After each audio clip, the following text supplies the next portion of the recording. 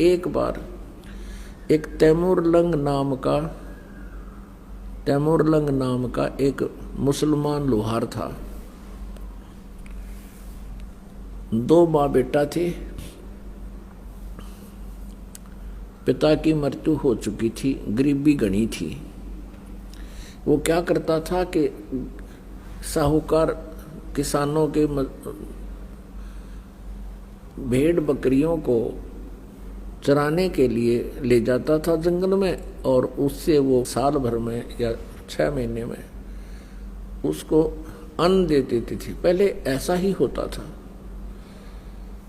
और फिर शाम के समय उनकी बकरियों को उनके घरों छोड़कर, भेड़ बकरियों को, वो फिर शाम के समय ओवर टाइम कराया करता एक लोहार के ऐरण पे। एक लोहार के ऐरण पे ऐसे घण मारण की ओवर टाइम सेवा कराया करता। वो भी उसको कुछ मेहनताना पार्ट टाइम दे दिया करता। और उसकी माता जो थी बहुत साध्वी थी, धार्मिक थी। कोई भी अतिथि आ जाता था द्वार पे तो उसको खाना खाए बगैर नहीं जाने देती थी, करबद्ध हो जाती थी, भोजन पाओ। और बहुत ही अच्छी नेक बहन थी। एक दिन क्या हुआ कि तैमूरलंग जंगल में भेड़ बकरियां चरा रहा था। उसने खाना खा लिया था, 1-2 रोटी जैसी करते ले गया था, वो खाना खा चुका था। उसी समय परमेश्वर एक जिंदा महात्मा का रूप बनाकर, एक साधु यानी मुसलमान फकीर होते हैं जिंदा, और तैमूरलंग के पास खड़ा हो गया। तैमूरलंग ने कहा, महाराज अभी अभी मैंने खाना खाया है, भोजन की सुनाओ। परमात्मा ने कहा, भाई भूख लग रही है। भूख लगी है। कहने लगा, भगवान आप यहाँ बैठो, अभी साथ में गांव है, यही हमारे निकट ही घर है, ये साथ ही, और मैं अभी खाना लेकर आता हूँ। और साथ में ये भी प्रार्थना की कि हे महात्मा जी, इन भेड़ बकरियों को ध्यान रखना, ये गुम ना हो जाए, हम बहुत गरीब व्यक्ति हैं, 1-2 बकरी भी गुम होगी तो हमसे इनकी कीमत पूरी नहीं होगी। परमात्मा ने कहा, बेटा मैं खूब रखवाल करूंगा, तू जा। दौड़ा दौड़ा आया, अपनी माँ से कहा, माँ, क्योंकि जैसा बच्चा घर में देखता है वैसी ही भावना उसकी विचार बन जाती है। अपनी माता से कहा कि माता जी, ऐसे एक महापुरुष आए हैं, संत हैं, फकीर, और भोजन चाहते हैं। उसकी माँ ने तुरंत 2 रोटी का आटा था घर में, बस 2 रोटी बनाई, जल का लोटा हाथ में ले लिया। माता ने कहा, बेटा तू बकरी सुन्नी छोड़ कर क्यों आ गया? 1-2 बकरी भी गुम होगी बेटा, हमसे उनकी कीमत पूरी नहीं होगी। तो उसने कहा, माता मैं महात्मा से प्रार्थना करके आया हूँ कि संभाल के रखना। वो कह रहा था, बेटा मैं खूब रखवाल करूँगा। माता ने सोचा कि मैं चलती हूँ, महात्मा के दर्शन भी कराऊंगी, आते समय ये लोटा ले आऊंगी। अब वहाँ जब पहुँचे तो महाराज जी बैठे थे, परमात्मा विराजमान थे। माई ने रोटी रख दी आगे और लोटा जल का रख दिया और कहा, महाराज जी हम घने गरीब हैं, ऐसा आशीर्वाद दो महात्मा, हम हमारे पास कुछ धन हो जा। परमात्मा रोटी खाने लागे। 1 रोटी खाई थी दाता ने, इतने में माई ने 6 बार प्रार्थना कर दी, हे भगवान हम घने गरीब हैं, हे परमात्मा हमें कति रोटी भी ना मिलती, कई बार थे, कुछ दया बख्शी हो, कुछ आशीर्वाद दियो। खाना खा के और पी के पानी जल मालिक ने वहाँ बेल, या जैसे बकरी बांधन की बेल होया करे, ये भैंस भूस गाय को भी बांधते हैं लोहे की, और बकरियां की होती है पतली पतली सी, बिल्कुल पतले तारों की बेल बनी होती है। वह बेल उठाई, वह चैन, और उसको 4 बार मोड़ लिया, इतनी रहेगी वह, और खड़ा होकर उसके पुत्र के उस तैमूर लंग का परमात्मा ने पीठ में न्यू करके 7 1 2 3 7 मारी, और फिर 2 मारी, फिर मारी लात और मुक्के। माई ने सोचा यू महाराज जी तो नाराज हो गया, खैर कह यू मेंटल है, बता बे मतलब मेरे बेटे ने पीटन लाग गया। तो माई ने कहा महाराज जी मेरे पुत्र ने कोई गलती कर दी। परमात्मा ने कहा माई तेरे पुत्र को 7 पीढ़ी का राज दे दिया है, तुम्हारे को 7 पीढ़ी का राज बख्श दिया है, ये 7 जो संगल मारी है और फिर लात और मुक्के मारे हैं, उसके बाद तुम्हारा राज्य टुकड़ों में बट जाएगा। पुणात्मा तैमूर लंका पोता था बाबर, और उससे लेकर के औरंगजेब तक 7 पीढ़ी ने दिल्ली का राज कराया, और औरंगजेब के बाद फिर ये इनका राज्य छोटे छोटे टुकड़ों में विभाजित हो गया था। ये तो इतिहास साक्षी है। अपने आत्माओं क्या हुआ,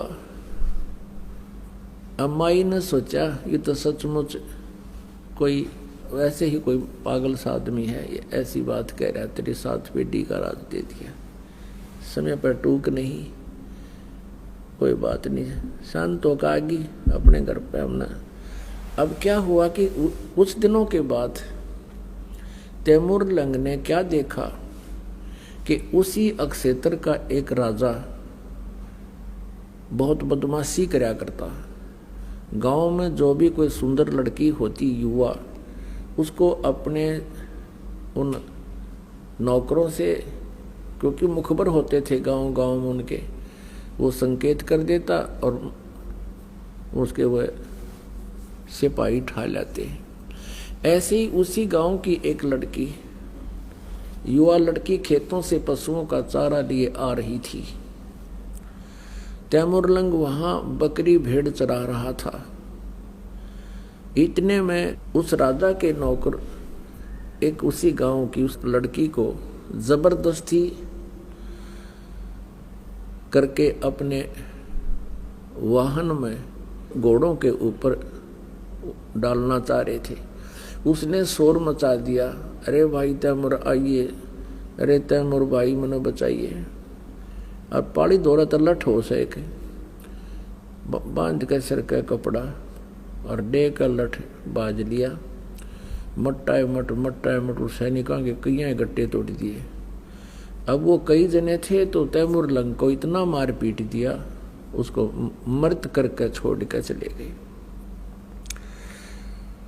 वो परमात्मा का आशीर्वाद था, वो जीवित हो गया और गांव के लोग पहुंचे, उसको घर ले आए, कुछ दिन में स्वस्थ हो गया। अब उसके मन में एक कल्पना होगी, ए भगवान मैं राजा बनूं और इस अन्यायी राजा का बक्कल तारूं, इसने हमारी बहन बेटियों की इज्जत लूट रहा है, और यही तरफ बनेगी उसके। इसी उद्देश्य से उसने क्या किया, सपने में एक दिन परमात्मा वही जिंदा महात्मा तैमूर लंग को दिखाई दिए और कहा, बेटा जिस एहरन पर तू पार्ट टाइम काम करता है, हथौड़े मारने जाता घण मारने, उस एहरन ने मोल ले ले और उसके नीचे एक बहुत बड़ा खजाना दबा हुआ है, हीरे पन्ने जवाहरात सोने की असरफियां, बहुत घना खजाना है। और परमात्मा ने कहा, तू स्वप्न में बात की कि भगवान हम कैसे खरीदेंगे, पैसा तो है नहीं। प्रभु ने कहा कि आप उनसे जिक्र करना और उधार पे ले लेना, वो दे देगा। कहते हैं परमात्मा जब दया बख्शता है दोनों तरफ से रिमोट से चलाता है। सुबह उठा अपनी माँ से वो सौपन बताया कि माता जी ऐसे ऐसे वही महाराज दिखाई दिए थे और ये कह रहे थे कि तू उस एरण मोल ले ले। अब उसी रात्रि में उसकी माता जी को भी परमात्मा ऐसे ही दिखे। उसकी माँ ने भी कहा बेटा मुझे भी सौपन थोड़ा थोड़ा याद है, आज भगवान वही संत वो फकीर दिखाई दिए, पर बेटा मैंने वो समझ नहीं सकी, मेरा याद को ना उन्होंने के बात कही थी।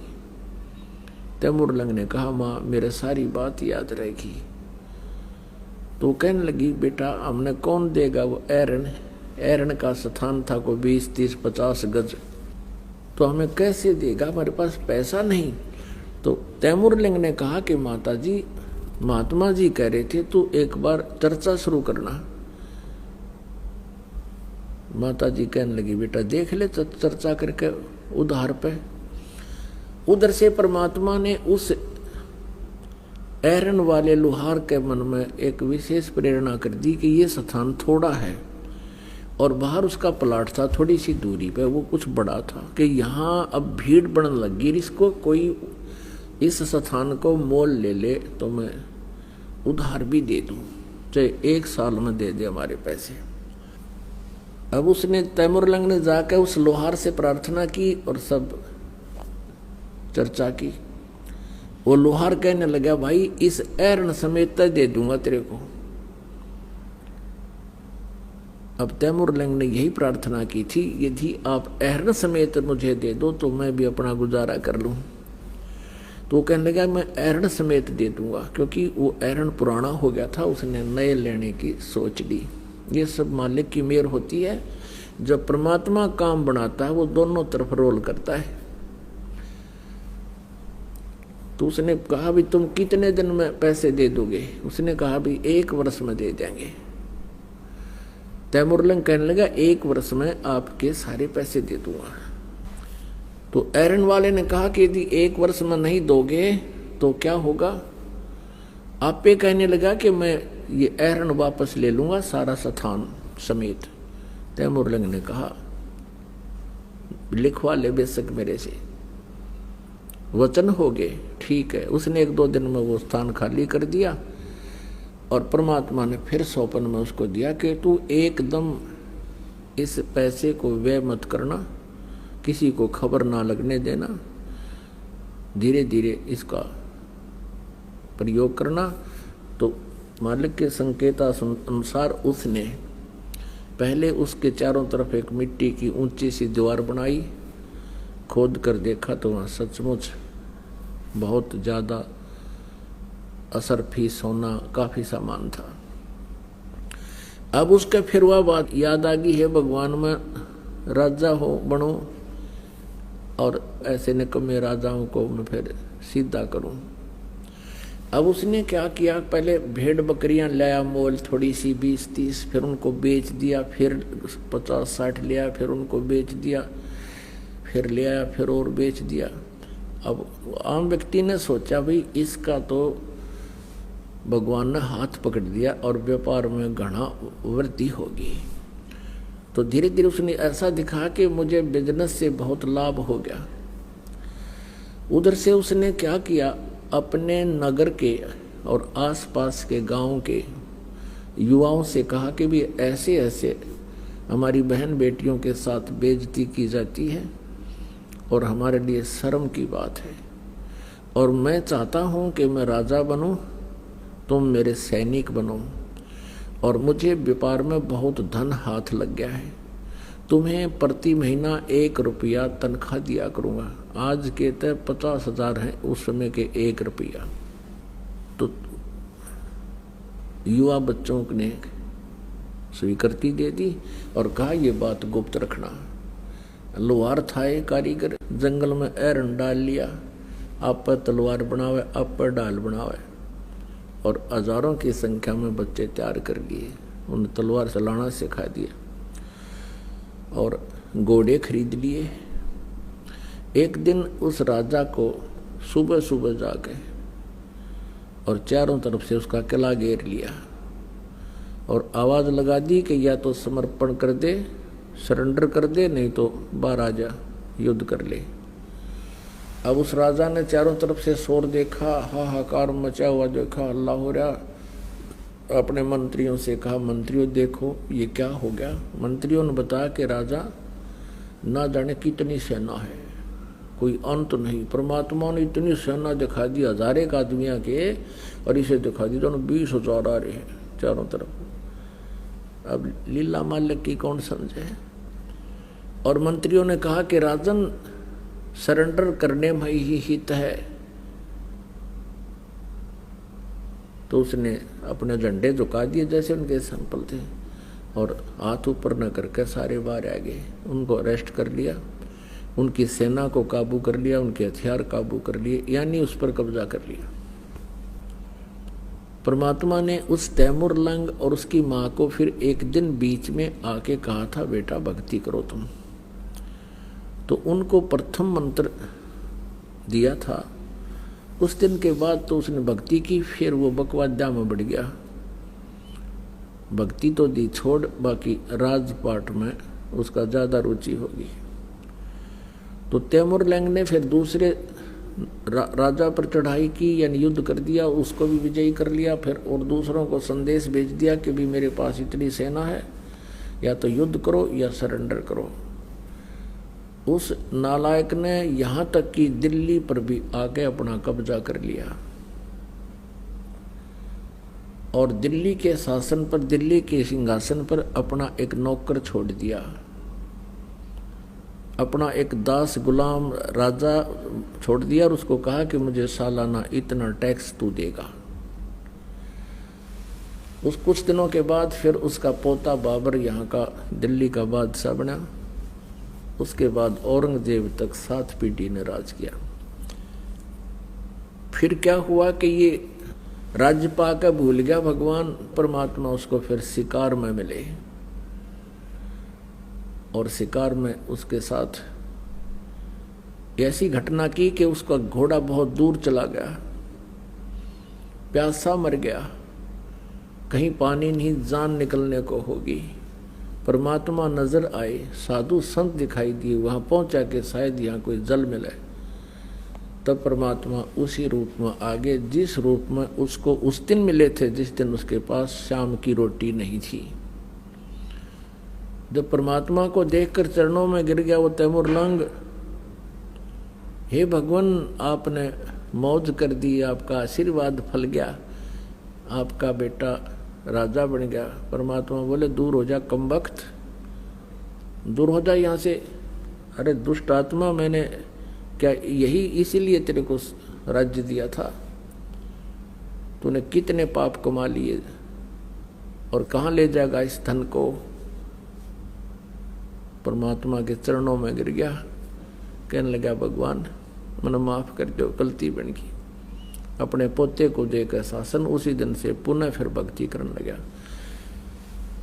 और धीरे धीरे पुण्यात्माओं, एक बार यो भक्ति का बीज प्राणी में गिर जाता है, चल शुरू हो जाता है, फिर परमेश्वर उसको पार करके छोड़ता है, चाहे किसी युग में कितने दिन लागो।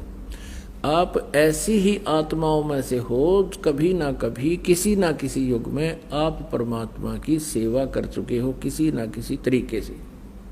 नमस्कार जी। सच्चाई। क्या नाम है जी आपका? नीलम दासी। बहन जी आप कहाँ से आई हैं? जिला हाथरस, उत्तर प्रदेश, मुरसान। संत रामपाल जी महाराज से नाम दीक्षा आपने कब ली? 4 फरवरी 2011। संत रामपाल जी महाराज से नाम दीक्षा लेने से पहले क्या आप कोई भक्ति साधना भी करती थी? हाँ जी, मैं करती थी भाई साहब। मैं शिव जी की बहुत भक्ति करती थी, और सभी देवी देवताओं की करती थी, और शिव जी के मैं व्रत भी रखती थी। उन व्रतों को रखते रखते फिर किसी ने बताया कि आप संतोषी माँ का व्रत रख लो। मुझे कुछ लाभ नहीं हो रहे थे भगत जी, मैं बहुत परेशान थी, और मेरे घर की आर्थिक स्थिति बहुत खराब थी। मेरे पति का मतलब कोई काम नहीं था, और हम बहुत परेशान थे, और कभी कोई बीमार तो कभी कोई बीमार, मतलब हम बहुत ही दुखी थे। तो फिर आप संत रामपाल जी महाराज की शरण में कैसे आईं? तो भाई साहब, हमारे एक रिश्तेदार हैं, दिल्ली में रहते हैं, तो उन्होंने गुरुजी संत रामपाल जी महाराज से नाम दीक्षा ले रखी है। तो वो एक दिन ऐसे हमारे घर पे आए, तो हम बहुत परेशान थे। तो उन्होंने देखा कि बोले कि मामी आप तो बहुत परेशान हो, मामा जी आप गुरुजी से संत रामपाल जी महाराज से वो नाम दीक्षा ले लो।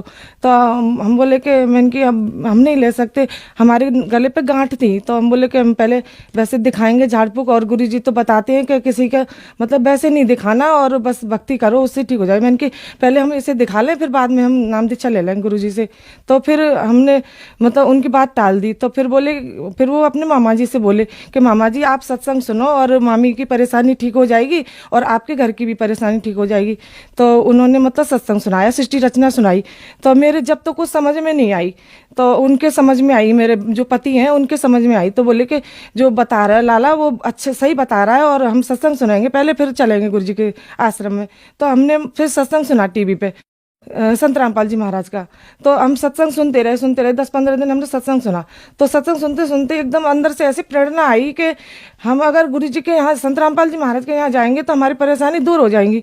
तो फिर उसी दिन से हमने प्रण निश्चय कर लिया हम संत रामपाल जी महाराज की शरण में जाएंगे पहले, तो वही हमारा कल्याण करेंगे। फिर हमने फ़ोन किया अपने भांजे से, तो बोले कि मामी आप आ जाओ दिल्ली, मैं आपको ले चलूँगा। फिर वो हमें आश्रम ले गए, फिर हमने संत रामपाल जी महाराज से नाम दीक्षा ली। तो क्या संत रामपाल जी महाराज से नाम दीक्षा लेने के बाद आपको लाभ भी प्राप्त हुए?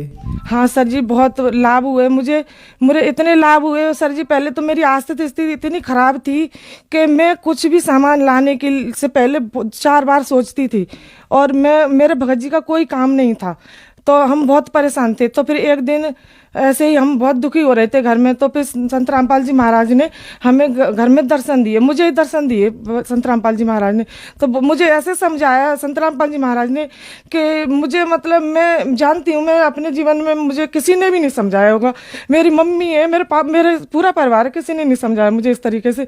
तो मुझे वो समझा के गए, बेटा घबरा मत, तू भक्ति कर और सब कुछ ठीक हो जाएगा। तो उसके 15 दिन बाद ही गुजरात से फोन आता है, तो मेरे पति वहाँ चले गए काम करने, तो उनकी वहाँ जॉब लग गई। फिर वहाँ से आने के बाद फिर हमारा मतलब आर्थिक स्थिति बिल्कुल ठीक हो गई और हमारा मतलब सही से हम ठीक रहने लगे।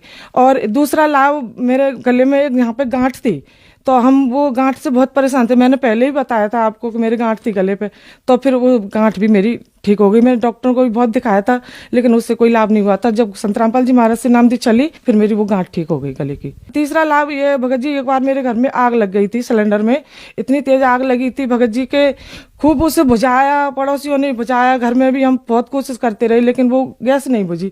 फिर अचानक से एकदम वो मेरे भगत जी, मेरे पति हैं, उस सिलेंडर को उठा के बाहर फेंक आए।